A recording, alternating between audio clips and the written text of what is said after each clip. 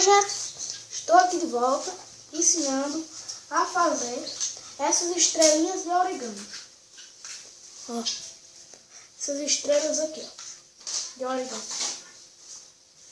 Para fazer elas, você precisa de um pedaço de papel, como este, quadrado, 21 por 21. Então aqui, né?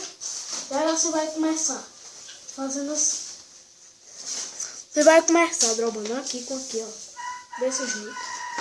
Depois, você vai pegar assim, dobrar aqui, desse jeito, retinho. Desse jeito, você abre e nesse quadradinho, ó, você vai no meio, ó, dobra pra cima, desse jeitinho aqui, ó.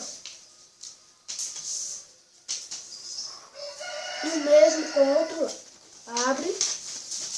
E neste outro lado aqui, vai e dobra ele pra cima. Fica desse jeito, olha. Desse jeito. Desse jeito aí vai ficar, viu? E aí. E agora, você vai fazer assim. Você vai pegar a tesoura e recortar esses 4 lados aqui. Esse aqui, ó. Este. Esse. Esse. E esse. Esses 4 lados aqui, ó. E agora, o que é que a gente faz? Você vai pegar uma drobinha, drobar para cá, né? Que tem um risco. Droba para cá.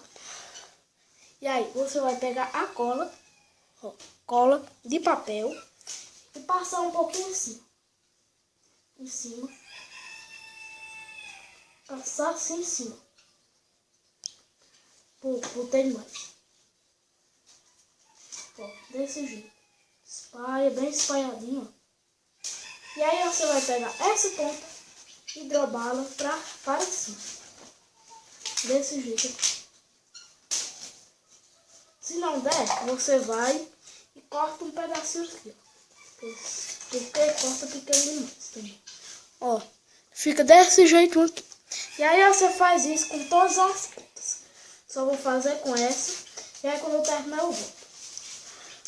Vem nesse risco, eu pego, drobo pra cá, passo cola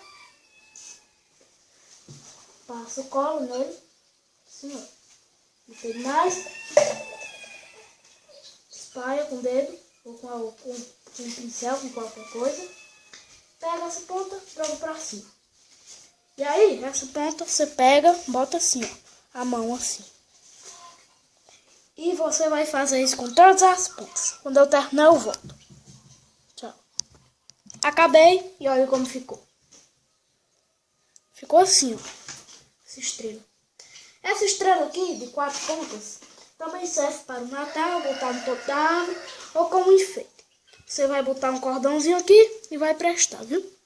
E aí, ó, eu vou terminar esse vídeo botando um vídeo de fotos de como é...